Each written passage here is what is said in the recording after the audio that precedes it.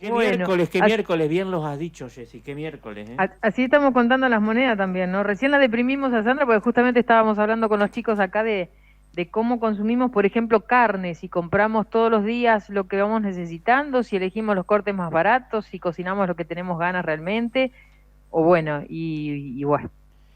Y además, refiriéndose particularmente a la carne, que fue de los que más impactó dentro del rubro alimentos y bebidas, con una suba del 30% en el mes de agosto, digamos que bueno, que ese 12,4 que ustedes adelantaron ya de agosto, que a la vez dentro de ese índice tiene como una suba muy fuerte alimentos y bebidas, con más del 15%, o sea, por encima del promedio general del mes, pero además dentro de ese 15 de alimentos y bebidas tenés carne vacuna, con una suba de más del 30% en agosto, ¿no?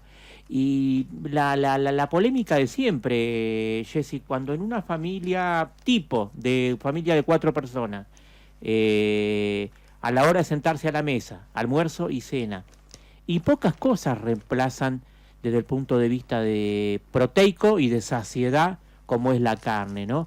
Y en una época donde encima, a diferencia de otras épocas, cuando la carne ha estado un poco cara en relación a lo que la gente siente como barata, la verdulería era un lugar barato para reemplazar. Hoy la verdulería dejó de serlo. Entonces, por ahí hasta, aún con estos aumentos, la carne sigue siendo el protagonista de la mesa familiar. Y la harina también subió un 5%, ¿no? En los últimos días. Y además También. la suba de la harina, con lo cual también para la pasta es una... Y el argentino es carnívoro. Si bien hay una tendencia mundial que no escapa a nuestro país en cuanto a balancear un poco más la dieta, con carnes blancas, pollo, pescado y mucha verdura también, y entre vegetarianos y veganos, etcétera. Si bien hay otras tendencias, el club de la carne sigue siendo el club más grande de la Argentina, ¿no? Y en toda... Además, en una familia no todos son veganos, no todos son vegetarianos, y la carne se ha vuelto, por costumbre, el alimento primordial en la mesa de los argentinos, ¿no? Así que, como decimos todos los meses, no solo pega fuerte la inflación, sino que pega fuerte el rubro alimentos y bebidas, que este mes estuvo por encima del promedio general, ¿no? Te cuento cuáles fueron los rubros que más subieron en el corriente mes de agosto, perdón, en el pasado mes de agosto, que es donde conocimos el índice. Por favor. Alimentos y bebidas, como te contaba, con el 15,6%. Ahí tenés fuertemente la carne, decíamos, y la verdura y legumbres también. El segundo rubro fue el rubro salud, con una suba del 15,3%. Siempre estamos hablando de los mayores aumentos y que están por encima del promedio, o sea, de ese 12,4% conocido hoy. Y después viene equipamiento y mantenimiento del hogar, al igual que medicamentos, con una suba que rondó el 14%, ¿no? Si estos mismos datos del mes de agosto lo anualizamos, o sea, si pensamos en los últimos 12 meses, agosto 2022, agosto 2023, lo que más subió, ¿sabés qué fue, Jessy? Restaurantes, el rubro gastronómico, salir a comer afuera, 142%, pero entre agosto del 2022 y agosto del 2023, muy cerquita quedó alimentos y bebidas con el 133% en los últimos 12 meses y el rubro salud con el 127%.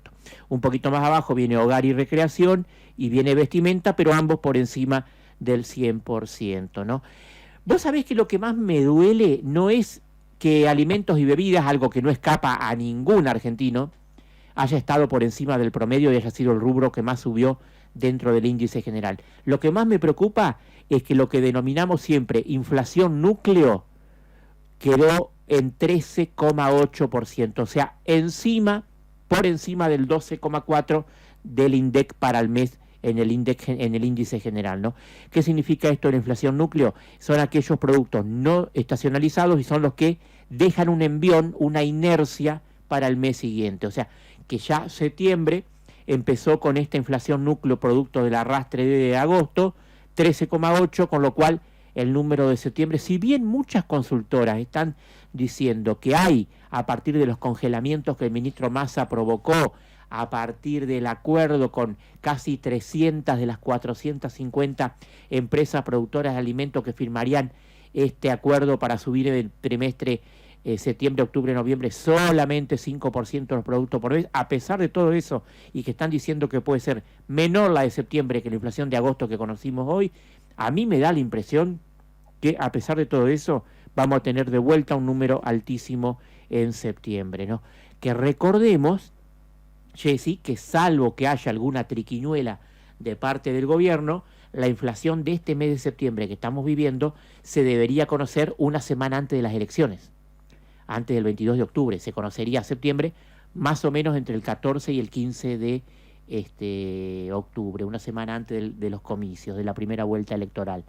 No sería raro que hagan algo parecido a lo que hicieron el mes pasado y corrieron la inflación de julio, en vez de darla el miércoles anterior a las elecciones, la dieron el lunes siguiente, ¿no?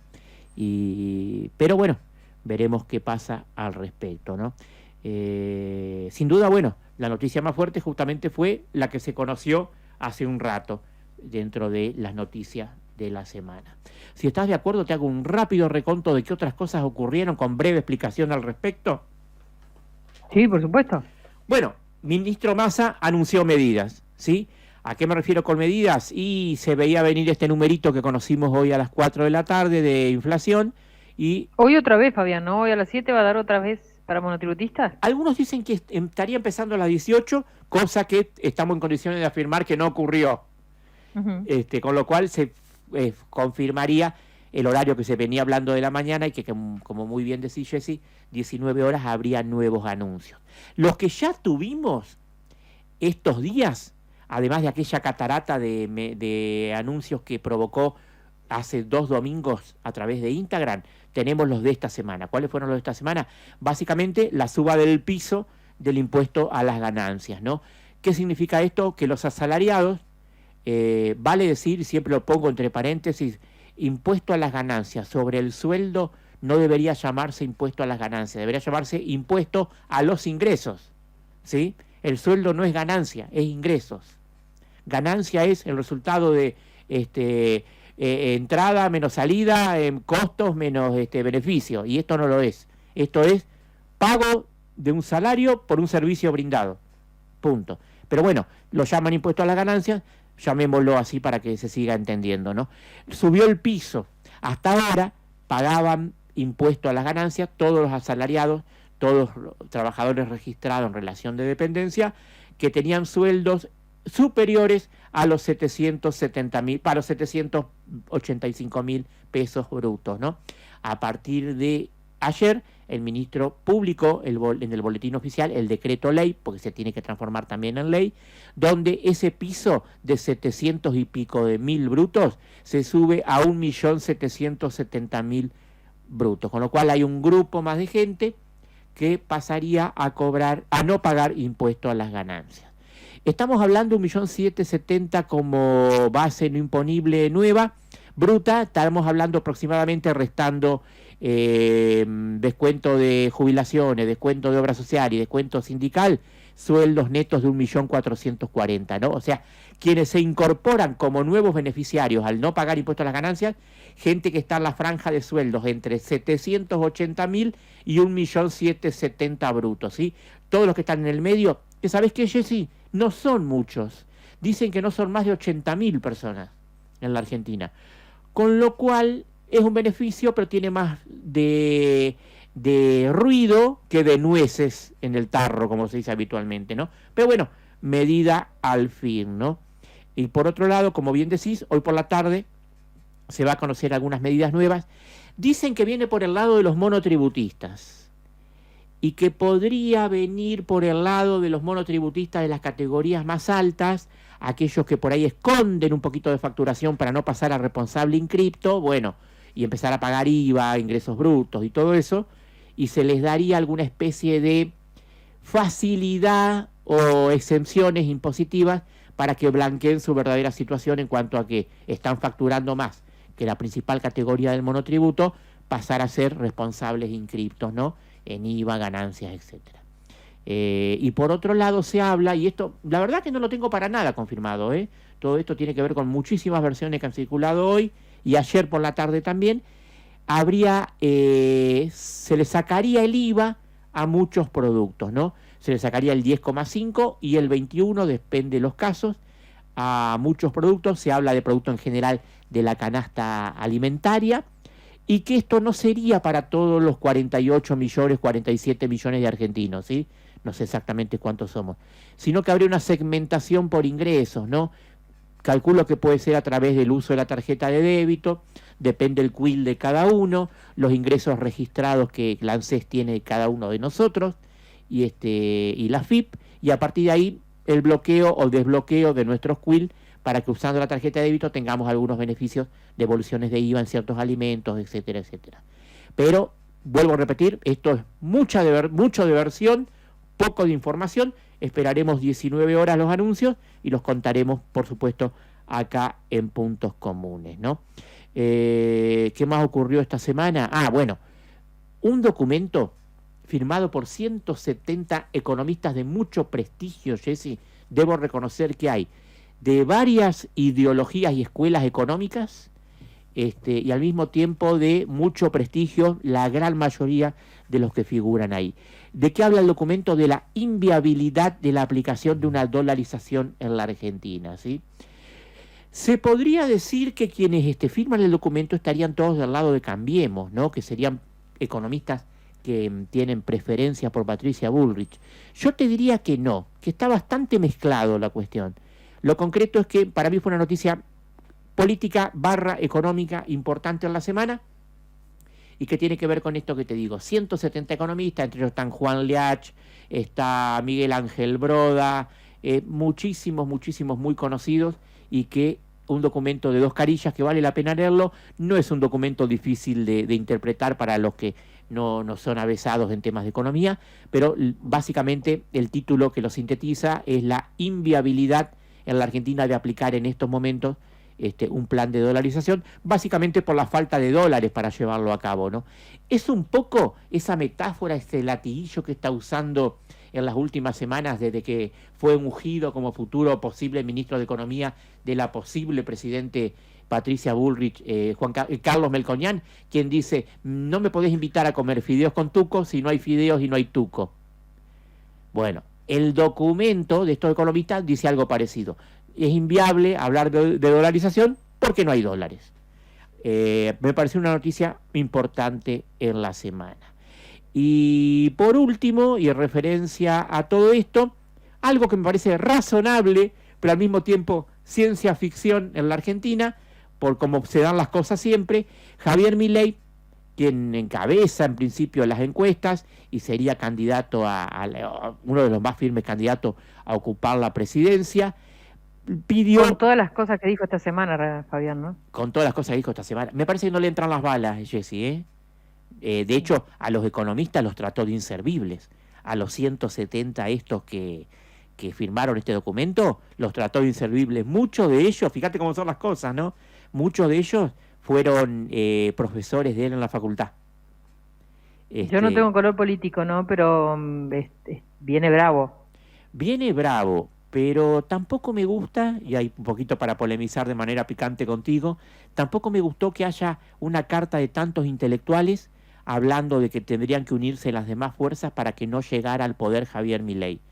No, tampoco. Tampoco, ¿no? Quiero decir, no es, y lo que siempre critico, ¿no? Hablar, tienen la posibilidad de hablar y hablan de lo que los otros hicieron o no hicieron, sí, ¿no? También. Sí.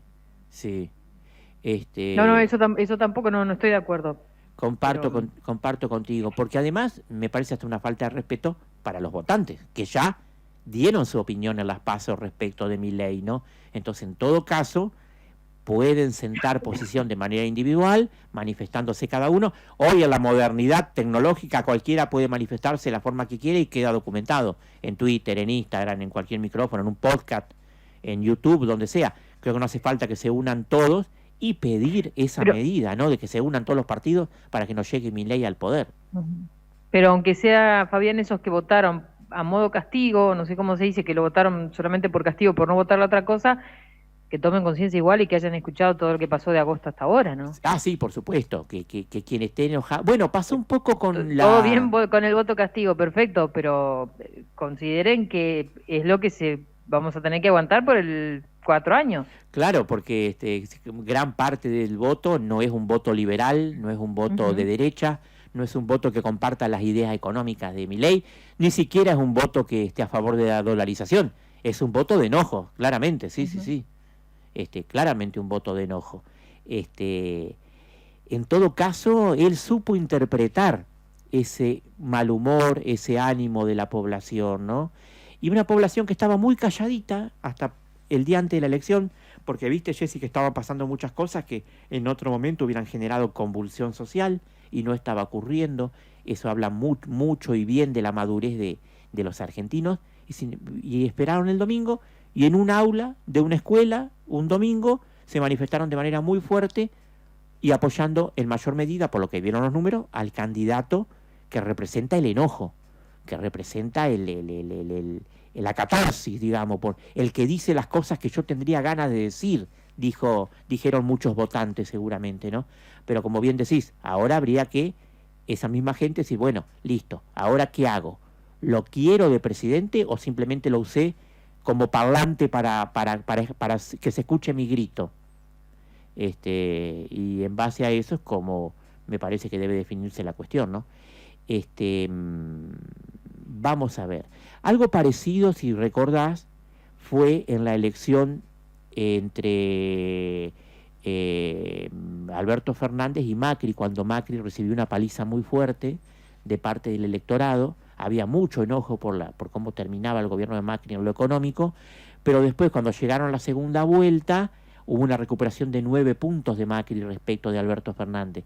¿Por qué? Porque primero la gente se enojó y después dijo, bueno, pero tampoco quiero que esto sea con un triunfo muy extremo de Alberto Fernández, porque quisiera que por lo menos quede una paridad de fuerza un poquito más importante y que Cambiemos no desaparezca sepultado en una catarata de votos, ¿no? Y me parece que eso fue notorio, y por ahí, como decís vos, pasa algo ahora parecido, o lo contrario, que haya una reafirmación de ese voto a Milei. Hoy las encuestas están mostrando algo de eso, y puede ser que la gente... A ver, escuché a un consultor ayer, Jessy, decir algo que me pareció muy interesante. Dijo, el voto de la gente, en este caso, tiene que ver con más vale malo por conocer que malo conocido. Y el malo por conocer, ¿quién sería? Milei, ¿no? Sí. Así que bueno, veremos. Más o menos por ahí estuvieron las noticias, querida Jessy. Bueno, Fabián, una semana muy activa como siempre, y bueno, deseando que todo mejore de a poquito y agradeciéndole a usted que nos aclara siempre el panorama. Un poco el intento es ese, ¿no? Que la economía nos impacta fuertemente a todos, por lo tanto, hacer todo lo posible para que se entienda, que además de penarla, la comprendamos, ¿no? De sufrirla, pero por lo menos la entendamos. Exacto. Fabián, un beso, muchísimas gracias. El gusto de siempre, estamos en contacto. Será hasta mañana, si Dios quiere. Fabián Ustin en la parte económica, hoy en miércoles, aquí desde el piso con Economía de Miércoles.